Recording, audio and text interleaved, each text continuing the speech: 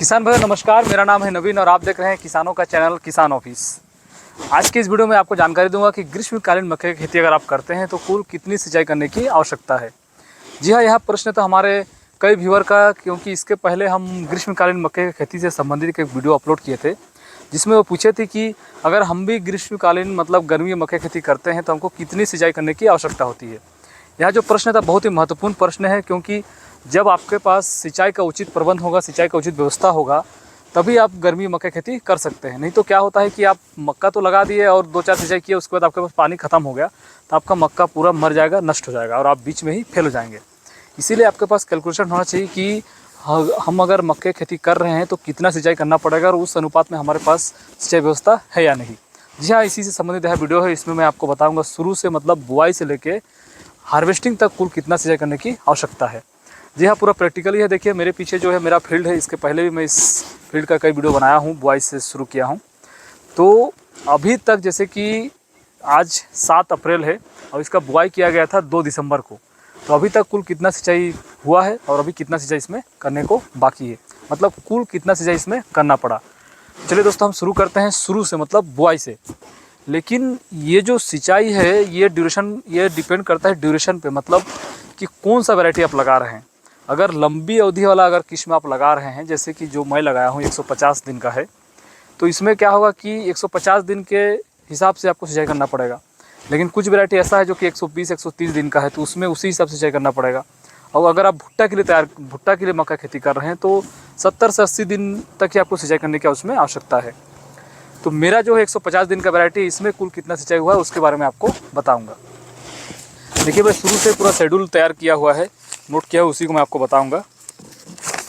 मैंने मक्के का जो बुआई किया था वो था 2 दिसंबर, और 2 दिसंबर को मैं बुआई करते हुए वीडियो बनाया था जिसको मैं चैनल में अपलोड किया हूँ, जाके देख सकते हैं। उसमें बताया भी गया कि कैसे मक्के का बुआई करना चाहिए और कौन कौन सा फर्टिलाइज़र उस टाइम देना रहता है। देखिए 2 दिसंबर में मैंने बुआई किया और फर्स्ट इरीगेशन जो पहला सिंचाई था वो किया गया है 5 दिसंबर को, मतलब 2 हो गया, 3, 4, 5, तीसरे दिन पे फर्स्ट इरीगेशन किया गया। बुआई करने में हम क्या करते हैं कि मिट्टी से ढक देते हैं कूड़ को, और फिर उसमें मतलब 3 दिन बाद उसमें पानी से उसको भर देते हैं, फॉरो इरीगेशन करते हैं और पूरा पानी से भर देते हैं।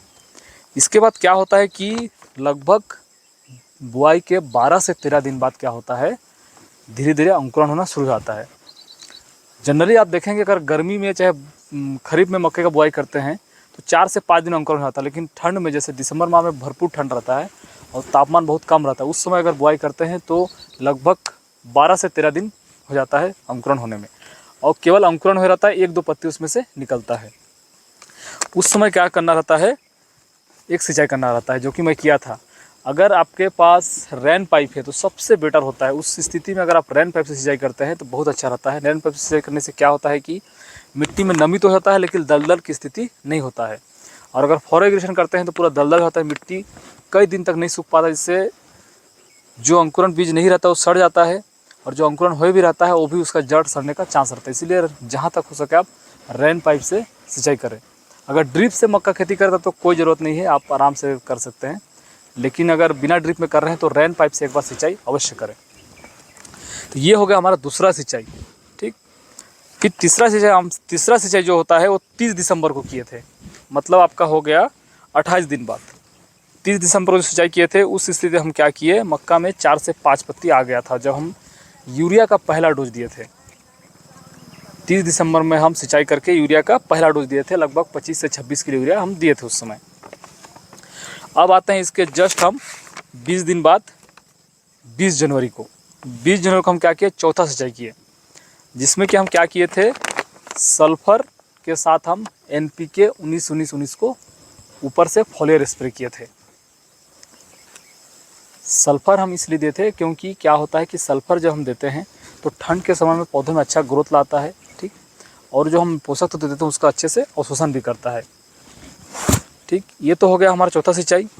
अब 5वां सिंचाई हम किए थे 30 जनवरी को। 30 जनवरी हम क्या किए थे कि सेकंड यूरिया दिए थे। जो पहला यूरिया दिया था हम 30 दिसंबर को, फिर 1 माह बाद 30 जनवरी को हम क्या किए, 5वां सिंचाई देने के टाइम यूरिया फिर से हम दिए, उतने ही मात्रा में 25 से 26 किलो यूरिया फिर से दिए। फिर क्या किया, उसके उसी समय हम फिर से ऊपर से क्या स्प्रे किए, सल्फर और ह्यूमिक एसिड का स्प्रे कर दिए।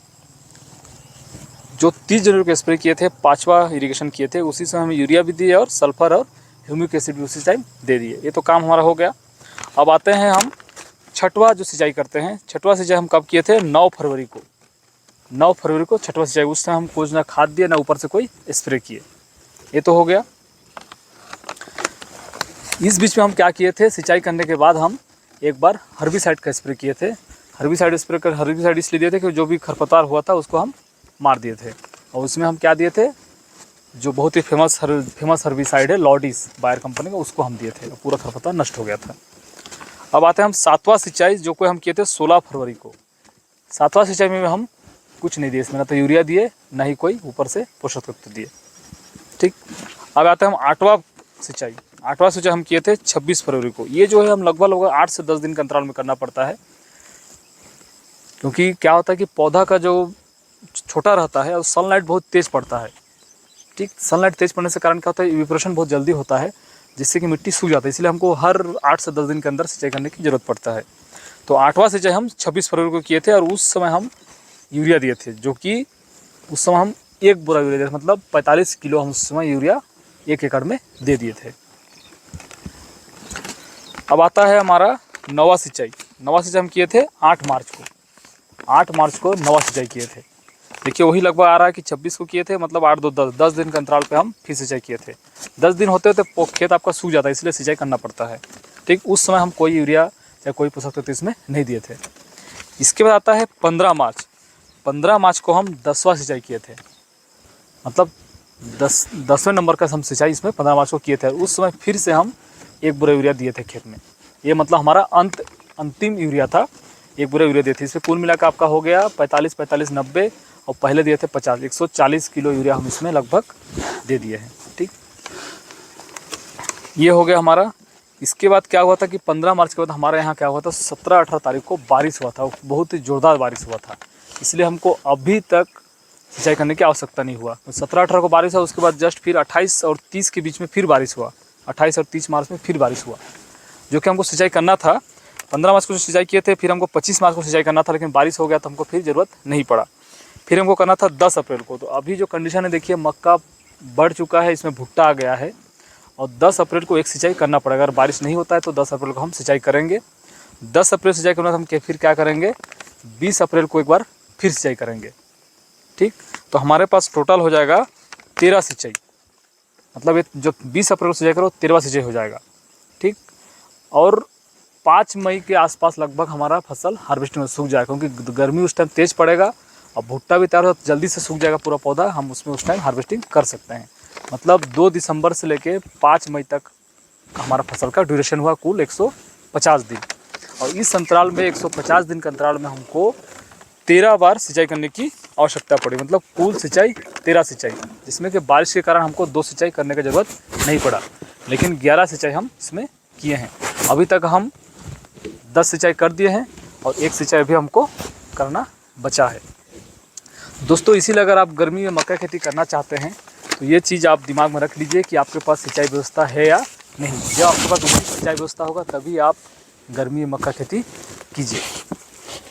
लेकिन जैसे भुट्टा का अगर आप खेती करते हैं तो भुट्टा में क्या है कि 70 से 80 दिन भुट्टा तैयार होता है, तो आपको उसमें लगभग 4 से 5 सिंचाई में आपका फसल तैयार हो जाता है।